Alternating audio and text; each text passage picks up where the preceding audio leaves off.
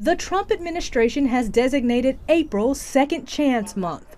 Sean Hopwood says he knows a little something about that. My story starts with having to stand before a federal judge in 1998 as he sentenced me to 12 years and 3 months in federal prison. His story has a lot in common with other testimonies heard at Prison Fellowship's prayer walk. And it also has something in common with the 600,000 men and women who will be released from prison this year. But one thing was different for Hopwood. He was released and never looked back. I found that I had an aptitude for the law, and I started helping other prisoners while I was there. Hopwood had a valuable skill, but even for him, the road from prison to success wasn't easy. It was really hard. It was the height of the recession. No one was finding work, let alone the guy that just did 11 years in federal prison. For most offenders, it's a vicious cycle: release and repeat.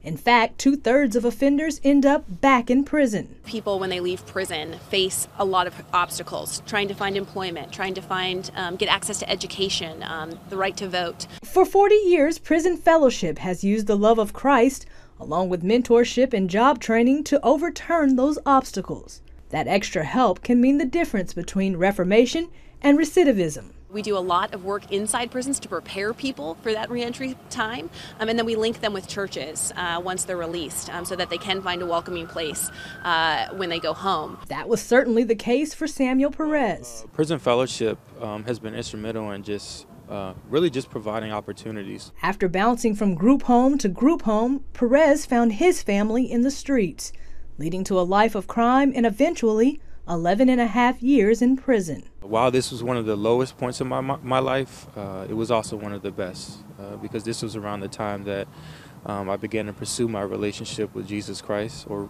really he began to pursue me. The recent Liberty University graduate says even though God may have forgiven him, that didn't mean society had. Regardless of the changes that you make, regardless of how far removed you are from the crimes that you've committed, you're always labeled as an ex-felon. He's been there and now works with Prison Fellowship to help former inmates.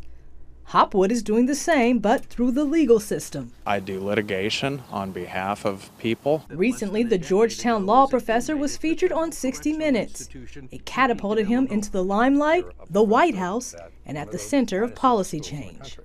Can't say we're the land of liberty on one hand, and on the other recognize that we incarcerate our citizens at a greater rate than almost any other country on the planet. He says success also takes the love of the community. Most every successful reentry story I've ever seen involved community. Hopwood says that community is often found in the church. After all, new beginnings are at the heart of the gospel message. If you believe in grace and redemption, you have to believe in giving second chances to people who've committed crimes. In Jesus' name we pray, amen. Amber Strong, CBN News, Washington.